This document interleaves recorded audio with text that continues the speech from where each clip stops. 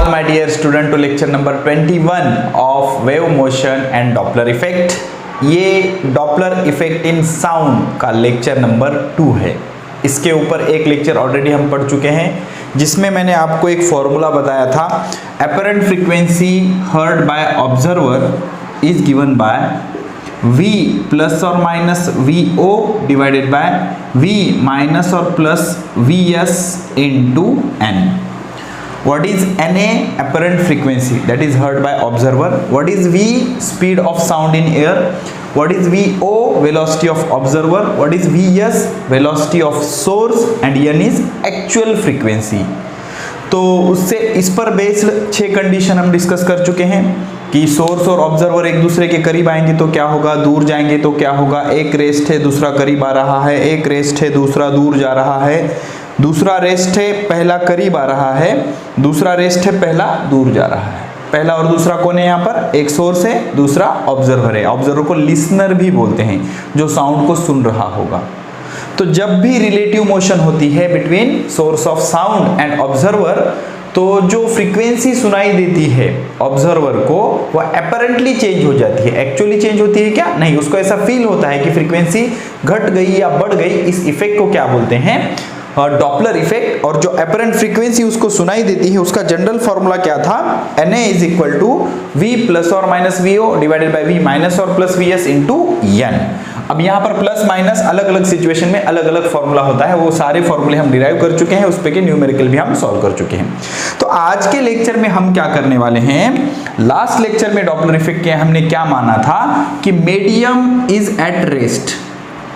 Medium is at rest, ठीक है। हमारे पास ये सोर्स था, सोर्स ऑफ साउंड, जिसमें से आवाज निकल रही थी या साउंड निकल रहा था। This is my source. और मेरे पास ऑब्जर्वर था जो सुन रहा था साउंड को। इसको हम लिसनर भी बोल सकते हैं। This is my observer.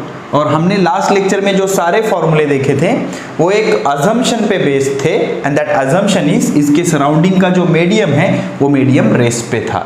लेकिन आज पहले तो हम क्या करेंगे? मीडियम को मूव कराएंगे। ये अजम्पशन को हम नहीं मानेंगे कि मीडियम रेस्ट पे है। हम ऐसा कंसीडर करेंगे कि मीडियम मोशन में है, मीडियम मूव हो रहा है। और दूसरी चीज इको बेस्ड, इको के ऊपर बेस्ड डॉपलर इफेक्ट क्या होता है, ये दोनों पॉइंट हम इस लेक्चर में कवर करने वाले हैं और उस पे बेस्ड न्यूमेरिकल भी करेंगे, ठीक है। तो मान लो अब क्या हो रहा है, मीडियम मूव हो रहा है। अब मीडियम दो तरीकों से मूव कर सकता है। एक तो जिस डायरेक्शन में आपका साउंड बढ़ रहा है उसी डायरेक्शन में अगर मीडियम भी मूव हो रहा है, मीडियम मान लो एयर है, समझने के लिए हम मान लेते हैं एयर है, तो एयर अगर साउंड के डायरेक्शन में मूव हो रही होगी, हमने इधर से साउंड जनरेट किया, साउंड इधर ट्रैवल कर रहा है विथ स्पीड v, और मीडियम हवा भी इधर ट्रैवल कर रही है विथ वेलोसिटी vm, तो नेट वेलोसिटी या रिलेटिव वेलोसिटी क्या हो जाएगी? v प्लस vm हो जाएगी। वो उसको सपोर्ट करेगा ना, आगे बहा के लेके जाएगा, उस साउंड को बहा के लेके जाएगा, साउंड की स्पीड बढ़ जाएगी। और मान लो सिचुएशन ऐसी है कि साउंड ऐसे ट्रैवल कर रहा है विथ स्पीड v, और जो हवा है वो उसके अपोजिट ट्रैवल कर रही है, दैट इज मीडियम अपोजिट। तो यहाँ पर रिलेटिव वेलोसिटी क्या हो जाएगी? v minus vm। तो मीडियम अगर साउंड के अपोजिट मूव हो रहा है तो रिलेटिव वेलोसिटी आएगी v माइनस vm, और अगर मीडियम साउंड के साथ साथ फ्लो हो रहा है तो स्पीड, रिलेटिव स्पीड जो होगी साउंड की वो बढ़ जाएगी। तो ये जो फॉर्मूला था मॉडिफाई होकर क्या बन जाएगा?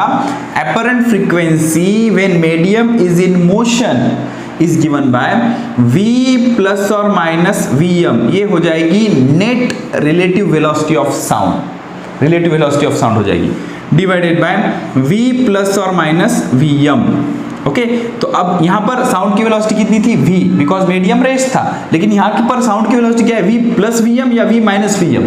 जो ऊपर होगा वही नीचे होगा, v प्लस vm और v माइनस vm। ओके, और ये जो है वो तो बाकी का वैसे वैसा रहेगा, प्लस और माइनस vo और माइनस और प्लस vs। अब इस प्लस और माइनस, इस माइनस और प्लस के बारे में जो डिस्कशन हमने लास्ट लेक्चर में किया था वही डिस्कशन यहाँ रहेगा, इनटू n। अब यहाँ पर सिर्फ एक चीज ऐड हो गई कि ये v प्लस vm कब आएगा और v माइनस vm कब आएगा। ऊपर v प्लस vm आया तो नीचे भी v प्लस vm आएगा, ऊपर v माइनस vm आएगा तो नीचे भी v माइनस vm आएगा। What is vm here? vm is speed of medium, speed of medium, speed of medium. अब अब समझना, यहाँ पर प्लस माइनस कब लेते हैं, यहाँ पर माइनस प्लस कब लेते हैं, वो जो लास्ट लेक्चर में पढ़ा था वैसे ही यहाँ पर, लेकिन यहाँ पर दो ही ऑप्शन है, एक बार क्या आएगा v प्लस वी एम आएगा, एक बार क्या आएगा v माइनस वी एम आएगा, दोनों जगह पे सेम आएगा। तो case one if medium is moving in the direction of sound, medium अगर साउंड के डायरेक्शन में मूव कर रहा है तो क्या आएगा, v प्लस वी एम आएगा, यहां पर भी v प्लस वी एम, यहां पर भी v प्लस वी एम। और case two if medium is moving opposite to direction of sound, मतलब ये वाली सिचुएशन, साउंड इधर मूव हो रहा था, मीडियम ऐसे मूव हो रहा है, तो रिलेटिव वेलोसिटी क्या आएगी, v minus V M. Okay, इतनी चीजें मॉडिफाई करना है, सेम फॉर्मूला अप्लाई करना है, आपका आंसर आ जाएगा। ठीक है, तो चलो इस पे न्यूमेरिकल करते हैं। तो let us solve this numerical number 1।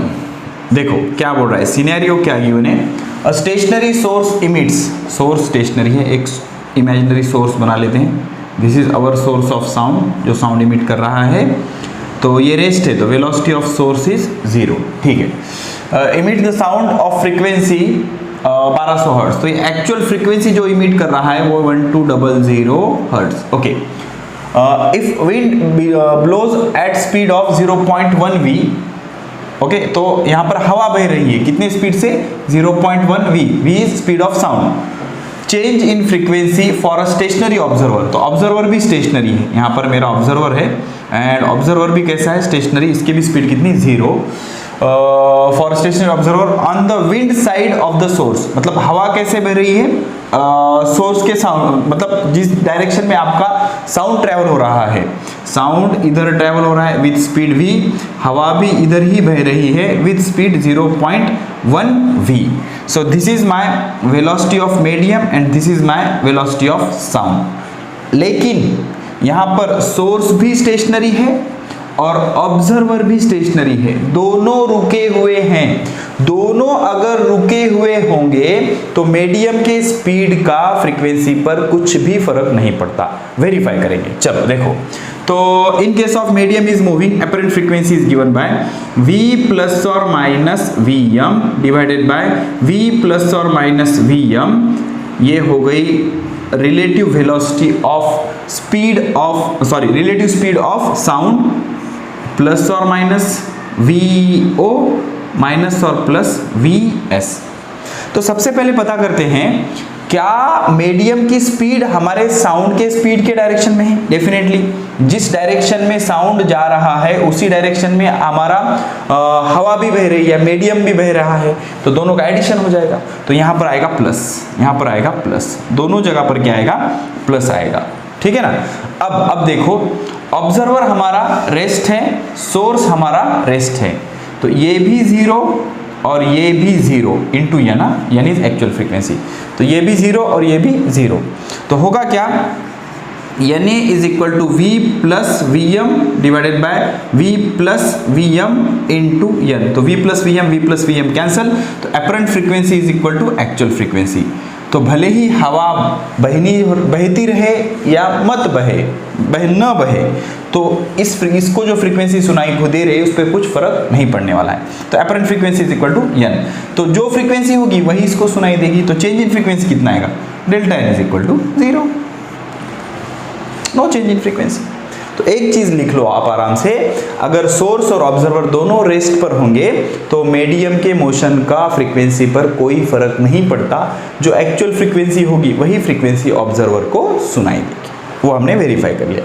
और यहाँ पर प्लस ही क्यों किया न्यूमरेटर और डिनोमिनेटर में, बिकॉज जिस डायरेक्शन में साउंड जा रहा है उसी डायरेक्शन में हवा जा रही है, तो दोनों की वजह से स्पीड जो होगी साउंड की बढ़ जाएगी, दोनों की डायरेक्शन सेम होने की वजह से, तो net speed v plus V M आएगी। ओके, अब second one, report the calculation, same calculation करना है फॉर अ केस, नए केस के लिए, वेयर नो विंड, अब यहाँ पर हवा तो है ही नहीं, अब इसको उड़ा देंगे, ये है ही नहीं, मीडियम नहीं है, हवा नहीं है, मतलब हवा बह नहीं रही है, but observer moves observer move हो रहा है with speed 0.1 v towards the source. अब ऑब्जर्वर इधर आ रहा है, velocity of observer this time is not 0.1 v, तो ऑब्जर्वर सोर्स के नजदीक आ रहा है तो अपरेंट फ्रीक्वेंसी बढ़ जाएगी।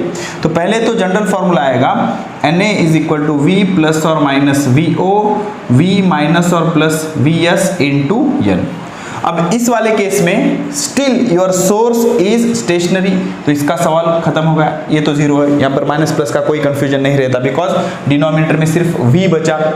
अब ऊपर प्लस या माइनस, तो इसके लिए क्या करते हैं हम, ऑब्जर्वर सोर्स के तरफ आ रहा है, सोर्स के तरफ आ रहा है मतलब उसको ज्यादा फ्रीक्वेंसी सुनाई देगी, तो अपरेंट फ्रीक्वेंसी बढ़नी चाहिए। अपरेंट फ्रीक्वेंसी बढ़ने के लिए न्यूमरेटर बड़ा चाहिए, तो न्यूमरेटर बढ़े के लिए यहाँ पर प्लस चाहिए। तो हमने जो फॉर्मूला फाइनलाइज किया वो क्या है, यानी v plus vo divided by v into n। अब आप बोलोगे सर यहाँ पर स्पीड ऑफ साउंड गिवन ही नहीं है, क्या ले 340 ले या 330 लिए। सिचुएशन ऐसी आएगी कि यूज करने का जरूरत ही नहीं पड़ेगा, क्यों, बिकॉज वेलोसिटी ऑफ ऑब्जर्वर कितनी गिवन है, देखो v plus 0.1 v divided by v into actual frequency कितनी 1200 हर्ट्ज, कितनी 1200 हर्ट्ज, 1200 किधर गया, एक्चुअल फ्रीक्वेंसी 1200 हर्ट्ज। तो ये क्या हो जाएगा v प्लस 0.1 v मतलब 1.1 v divided by v into 1200, v cancel, तो ये इधर सरक जाएगा, ये 0 कैंसल, तो ये आएगा 11 इंटू 120, 0 22 2 13, तो ये आएगा 1320 हर्ट्ज, 1320 हर्ट्ज। तो अगर ऑब्जर्वर सोर्स की तरफ मूव करने लगेगा 0.1 v स्पीड से, तो उसको कितनी फ्रीक्वेंसी सुनाई देगी, 1320 हर्ट्ज। चलो तो दूसरा सवाल आ गया, देखो ये भी मीडियम मोशन का सवाल है, मीडियम इन मोशन और effect of motion of medium on Doppler effect. A person is going away from a factory on his scooter.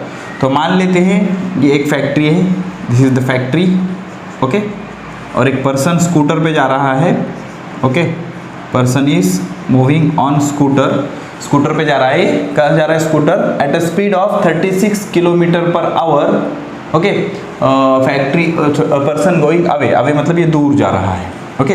तो ये या साउंड को सुनेगा ना, सुनेगा मतलब ये ऑब्जर्वर है, दिस इज ऑब्जर्वर, तो ऑब्जर्वर की स्पीड है 36 किलोमीटर पर आवर, ठीक है।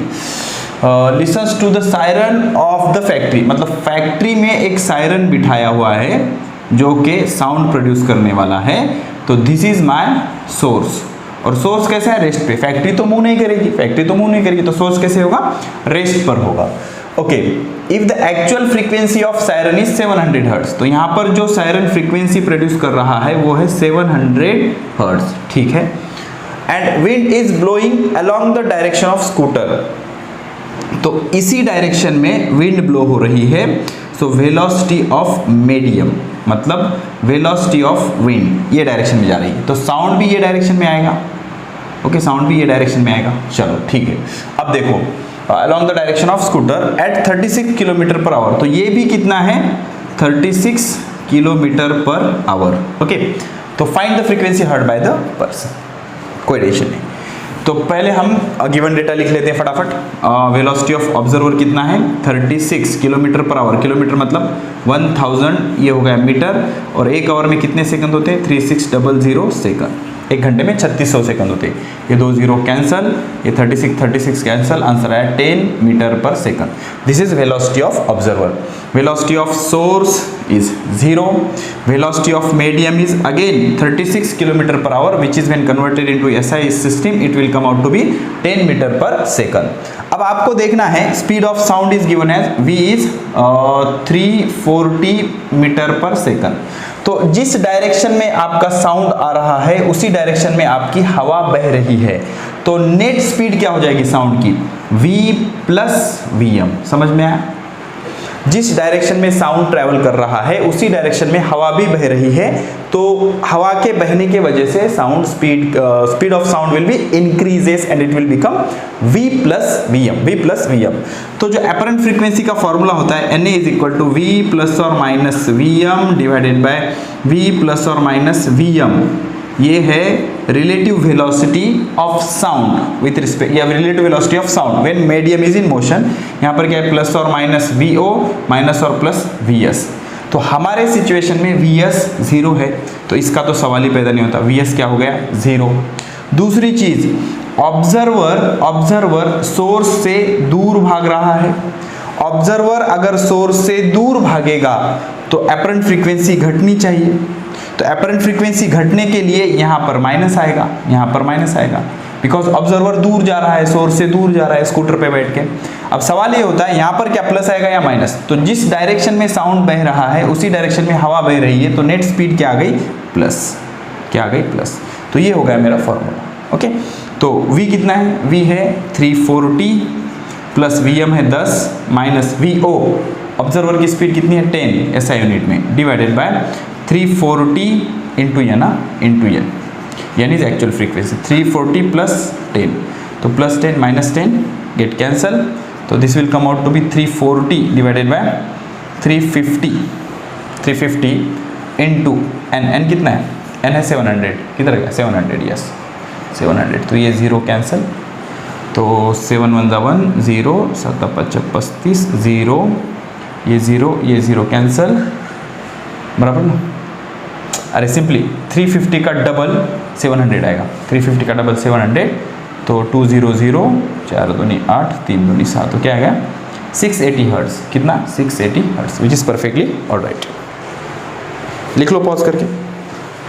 Late us start echo based Doppler effect. तो इको बेस्ड डॉपलर इफेक्ट शुरू करने से पहले समझ लेते हैं इको क्या है, एकॉस्टिक ऑफ बिल्डिंग्स क्या है, रिवर्बरेशन टाइम क्या है, ये सारी चीजें समझ लेंगे, फिर स्टार्ट करेंगे इको बेस्ड डॉपलर इफेक्ट, उसके फॉर्मूले समझेंगे, उस पर बेस्ड न्यूमेरिकल्स करेंगे, ठीक है। तो शुरू करते हैं इको से। लिखो पहला पॉइंट, लिखो इको, ECHO, इको, ठीक है। अब हम क्या करते हैं, हम मान लेते हैं ये हमारा ऑब्जर्वर है, ओके, और यहाँ पर क्या है, एक बड़ा सा हिल है, ओके, या टॉल बिल्डिंग हो सकती है, कोई भी ऑब्स्टैकल है, कोई भी ऑब्स्टैकल, ठीक है।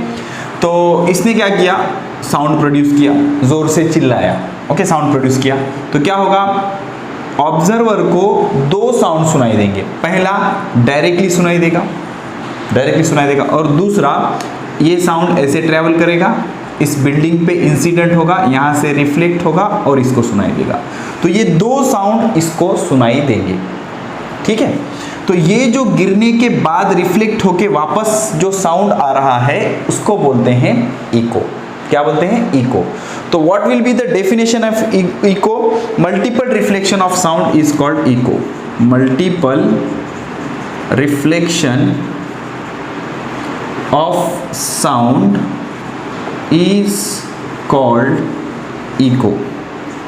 एक ही साउंड बार बार सुनाई देना after reflection from certain objects like tall building और हिल्स या वैलीज, जो कुछ भी है, तो एक ही साउंड बार बार सुनाई दे रहा है, और जो बार बार सुनाई दे रहा है वो साउंड कहां से आ रहा है, रिफ्लेक्शन फ्रॉम द ऑब्स्टैकल, किसी ऑब्स्टैकल से रिफ्लेक्ट होके आकर हमें जो सुनाई दे रहा है उसको हम क्या बोलेंगे, इको बोलेंगे, क्या बोलेंगे, इको। अब होता क्या है, जब नॉर्मली हमें इको सुनाई नहीं देता, कब सुनाई नहीं देता, कब सुनाई देता है, ये हम डिस्कस करेंगे, ठीक है। तो ये डेफिनेशन लिख लिया आपने, multiple reflection of sound is called as echo, उसको क्या बोलते हैं, इको, ठीक है। तो हम एक सिचुएशन ले लेते हैं, चलो क्या करेंगे, ये सरफेस है, ओके, ये एक ऑब्स्टैकल है और ये दूसरा ऑब्स्टैकल है, ऑब्जर्वर यहाँ पर खड़ा हुआ है, ओके। तो इसने साउंड प्रोड्यूस किया, तो सबसे पहले साउंड जो प्रोड्यूस करेगा डायरेक्टली उसको सुनाई देगा, और एक साउंड कब सुनाई दिया, ये इधर गया साउंड, रिफ्लेक्शन होकर वापस आया, इसको सुनाई दिया, और एक साउंड इधर गया, रिफ्लेक्शन होकर वापस आया, इसको सुनाई दिया। तो इसको कितने साउंड सुनाई देंगे, 3 साउंड सुनाई देंगे, पहला जो डायरेक्टली गया, दूसरा जो यहाँ से गिर के रिफ्लेक्ट होकर सुनाई दिया, तीसरा जो यहाँ से गिर के रिफ्लेक्ट होकर सुनाई दिया, तो इसको 3 साउंड सुनाई देंगे। तो ये जो 3 साउंड सुनाई दे रहे हैं इसको हम बोलते हैं इको। लेकिन यहाँ पर एक कंडीशन है, कंडीशन ये है कि ये 3 साउंड अगर इसको अलग अलग सुनाई देने हैं तो क्या होना पड़ेगा, इस साउंड को यहाँ से लेकर यहाँ तक आने के लिए 0.1 सेकंड से ज़्यादा समय लेना पड़ेगा।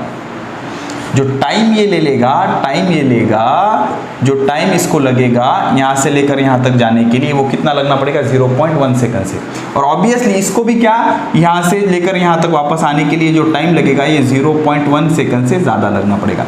तभी ये साउंड और ये साउंड ओवरलैप नहीं होंगे, एक दूसरे के ऊपर मिक्स नहीं होंगे और तीनों साउंड अलग अलग सुनाई देंगे। ऐसा क्यों होता है? जो persistence of sound for human ear है वो है 1/10 सेकंड। 1/10 बोले तो कितना 0.1। मतलब कोई भी साउंड जो हमारे अपने ह्यूमंस को सुनाई देता है वो कान में कितने देर तक रहता है, उसका परसिस्टेंस कितने देर तक टिकता है, वो 0.1 सेकंड तक। तो मैंने कुछ बात की, जो बात की यहाँ पर आ गया, कितने टाइम तक टिकेगा वो 0.1 सेकंड तक। अब 0.1 सेकंड से पहले ये जाकर आ रहा है तो ये साउंड, आने वाला साउंड और ये साउंड क्या हो जाएंगे, ओवरलैप हो जाएंगे। तो उसको दो अलग अलग साउंड सुनाई देंगे क्या? नहीं सुनाई देंगे।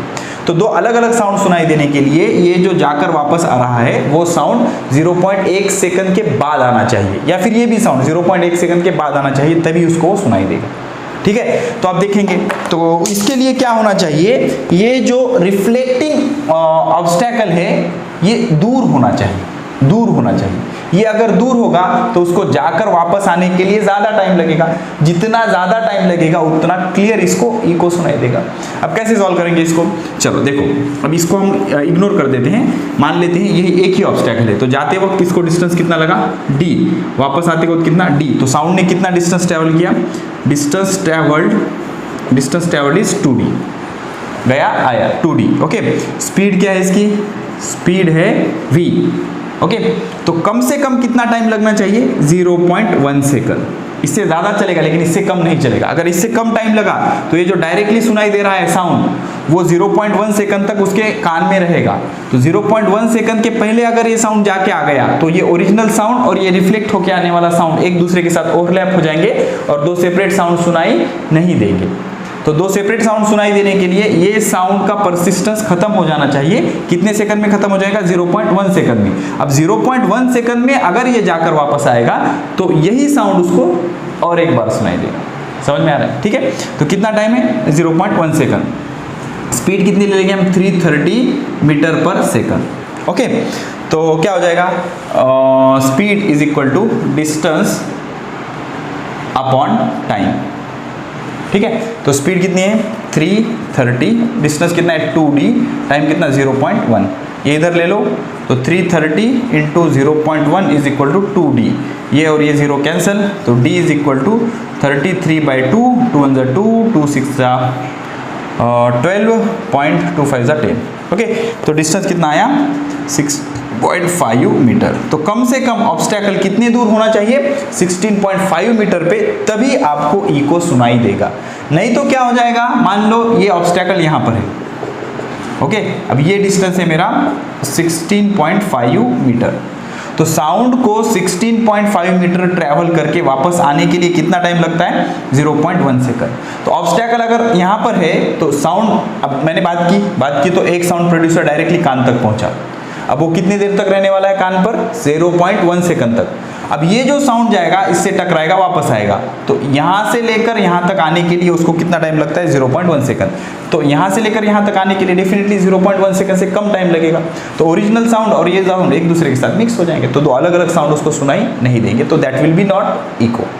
तो इको के लिए ये ऑब्स्टैकल जितने दूर रहेगा, मान लो अब यहाँ पर है और अच्छा हो गया। अब इसको यहाँ से लेकर जाकर वापस आने के लिए 0.1 सेकंड से भी ज़्यादा टाइम लगेगा। इससे टकराकर वापस आने के लिए कितना टाइम लग रहा है, 0.1 सेकंड। इससे टकराकर वापस आने के लिए 0.1 से कम लगेगा, तो वो ओवरलैप हो जाएगा। इससे टकराएगा और वापस आएगा तो 0.1 से ज़्यादा समय ले लेगा, तो इको और अच्छे से सुनाई देगा। तो यही कारण होता है, अगर आपको किसी बड़े गोडाउन में चले जाते हो जहाँ पर बड़ी बड़ी दीवारें होती है और बहुत बड़ा हॉल होता है, तो हम जब चिल्लाते हैं तो एक ही साउंड बार बार सुनाई देता है, बिकॉज जो दीवार होते हैं दूर दूर होते हैं, तो रिफ्लेक्शन होके आने के लिए 0.1 सेकंड से ज़्यादा टाइम लगता है, तो हमें इको क्लियरली सुनाई देते हैं। तो इको क्लियरली सुनाई देने के लिए कम से कम कितना डिस्टेंस होना चाहिए ऑब्स्टैकल का, 16.5 मीटर। ठीक है। अब एक फिजिक्स में एक सेपरेट ब्रांच होती है। तो बड़े बड़े हॉल कहाँ पर होते हैं? बड़े बड़े हॉल होते हैं थिएटर्स में, सिनेमा हॉल में, या फिर ऑडिटोरियम में, जहाँ पर बहुत सारे म्यूजिक कंसर्ट होते हैं, या कोई प्रोग्राम होता है, या कोई पॉलिटिशियन है या कोई हीरो है जो बड़े बड़े भाषण देते हैं। तो भाषण सुनने के लिए बहुत ज़्यादा लोग आते हैं, तो हॉल भी कैसा होता है? बड़ा होता है। तो वहाँ पर हर एक चीज़ कंट्रोल की जाती है, आपका इको कंट्रोल किया जाता है, आपका रिवर्बरेशन टाइम कंट्रोल किया जाता है। तो ये भी फिजिक्स के जिस ब्रांच में किया जाता है उसको बोलते हैं acoustics of buildings. Acoustics of building क्या बोलते हैं उसको? Acoustics of building. Acoustics of building मतलब the branch of physics, the branch of physics which deals with जिसमें क्या किया जाता है? Producing and controlling factors. कौन से factor? Related to design and construction of, design करना, कंस्ट्रक्ट करना, किसको? सिनेमा हॉल, ऑडिटोरियम्स, जो बड़े बड़े हॉल होते हैं, cinema halls, auditorium, concert hall, मतलब ऐसा बड़ा हॉल होता है जहाँ पे कोई म्यूजिक शो होता है, अरिजीत सिंह का म्यूजिक शो है मान लो, तो कंसर्ट हॉल होगा ना, बड़ा सा कंसर्ट हॉल होगा, या थिएटर्स है मूवी वगैरह जिसमें होती है, ठीक है ना।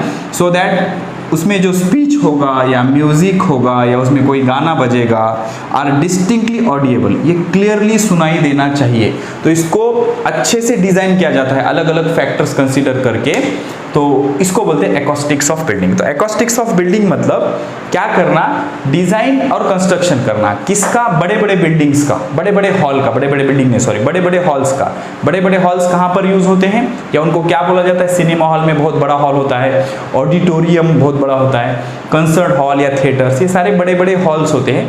तो इसमें जो भी साउंड प्रोड्यूस हो रहा है, अब सिनेमा हॉल में हम मूवी देखने जाएंगे तो मूवी का साउंड क्लियरली सुनाई देना चाहिए ना, तो उसके क्लियरली सुनाई देने के लिए उसके डिजाइनिंग को अलग अलग फैक्टर्स कंसीडर करके बनाया जाता है, उसको बोलते हैं एकॉस्टिक्स ऑफ बिल्डिंग। तो कौन सा फैक्टर्स होता है जिसको आपको कंसीडर करना होता है? That is reverberation time. कौन सा? Reverberation time. तो व्हाट इज रिवर्बरेशन टाइम?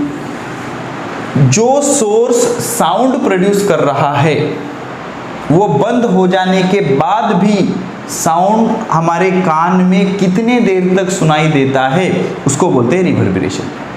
क्या बोलते हैं उसको? Reverberation time. So what is exact definition of reverberation time? Reverberation time is the persistence of sound after the source, the persistence of sound after the source has stopped producing sound। तो जब source ने sound produce करना बंद कर दिया तभी भी कुछ देर तक हमारे कानों में उसकी आवाज़ सुनाई देती है। कुछ देर मतलब 1 घंटा नहीं, बहुत कम टाइम होता है वो, कुछ देर तक, लेकिन कुछ ना कुछ होता है, कुछ देर तक हमारे कानों में उसकी साउंड परसिस्ट करता है, टिक जाता है। उतने टाइम को क्या बोलते हैं? Persistence of sound. क्या बोलते हैं? Sorry, reverberation time. इसको क्या बोलते हैं? Reverberation time. अब ये जो रिवर्बरेशन टाइम होता है it is denoted by RT, और इसका फॉर्मूला सेबाइन नाम के एक साइंटिस्ट ने दिया है, वो होता है 0.166 V divided by summation of A into S। Okay, so reverberation time का फॉर्मूला क्या होता है? Reverberation time is 0.166 into V। V is volume of a hall. Volume of hall, कितना स्पेस ऑक्युपाई किया है उसने, वो। A क्या होता है? Area of sound absorbing surface. अब साउंड एब्सॉर्बिंग सरफेस क्या होता है? कोई खिड़की या दरवाजा, ऐसे। ओके, और यस क्या होता है? यस होता है coefficient of absorption. Coefficient of absorption एक कांस्टेंट होता है, उसको बोलते हैं coefficient of absorption. Coefficient of absorption. Okay, तो this is the reverberation time formula given by scientist Sabine, SABINE formula दिया है। इसका प्रूफ हमारे सिलेबस में नहीं है, टेंशन नहीं लेना प्रूफ का। तो क्या है formula? 0.166 V divided by summation of A into S। V is volume of hall, A is area of sound absorbing surface। अब sound absorbing surface क्या होते हैं? sound absorbing surface विंडो हो सकता है, S is coefficient of absorption. Okay, तो अब ये जो RT की वैल्यू होती है, RT मतलब रिवर्बरेशन टाइम, ये बहुत ज्यादा भी नहीं चलता और बहुत कम भी नहीं चलता, ठीक है ना। मतलब ज्यादा बड़ा भी होगा तब भी काम नहीं बनता और ज्यादा कम भी होगा तभी भी काम नहीं बनता। तो RT should not be too high और टू लो। ओके, बहुत ज्यादा भी नहीं चलेगा, बहुत कम भी नहीं चलेगा। तो RT अगर 0 होगा, ठीक है, समझना, RT अगर 0 होगा तो इसको बोलेंगे डेड रूम। क्या बोलेंगे? डेड रूम, जिसमें बिल्कुल सुनाई नहीं देगा, ठीक है, बिकॉज साउंड टिकेगा ही नहीं। ओके, तो RT अगर 0 होगा तो इसको बोलेंगे डेड रूम। तो एक मीडियम रेंज की उसकी वैल्यू होनी चाहिए, बहुत ज्यादा भी नहीं चलता, बहुत कम भी नहीं चलती RT की वैल्यू। और एक चीज समझो, S की वैल्यू 1 होती है, कोएफिशिएंट ऑफ एब्सॉर्प्शन की वैल्यू 1 होती है फॉर ओपन विंडो। अगर विंडो ओपन होगी तो सारा साउंड उसमें से बाहर चला जाएगा, तो S की वैल्यू 1 होगी फॉर ओपन विंडो, ठीक है। तो एकॉस्टिक्स ऑफ बिल्डिंग मतलब क्या? फिजिक्स की ऐसी ब्रांच जिसमें हम स्टडी करते हैं कि अलग अलग बड़े बड़े जो हॉल होते हैं, जैसे cinema hall, auditorium, theatre, concert hall, इनको कैसे डिजाइन किया जाए और कौन कौन से फैक्टर होते हैं जिसको कंट्रोल करना होता है। तो कौन सा फैक्टर होता है? Reverberation time. रिवर्बरेशन टाइम मतलब persistence of sound after the sound has stop producing, source of sound has stop producing it. तो सोर्स जो साउंड प्रोड्यूस कर रहा है, वो सोर्स प्रोड्यूस करना बंद करने के बाद भी कुछ देर तक वो साउंड सुनाई देना, उसको बोलते हैं रिवर्बरेशन।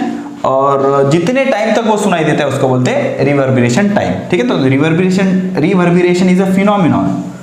कौन सी phenomenon? Persistence of sound after the source has stop producing it. तो सोर्स ने साउंड प्रोड्यूस करना बंद भी कर दिया तो कुछ देर तक वो साउंड आपको सुनाई देता है because of reflection from certain objects, उसको बोलते हैं फिनोमिनन को रिवर्बरेशन। और जितने देर तक वो सुनाई देता है उसको बोलते हैं रिवर्बरेशन टाइम। क्या बोलते हैं उसको? Reverberation time. उसका फॉर्मूला ये होता है, ठीक है।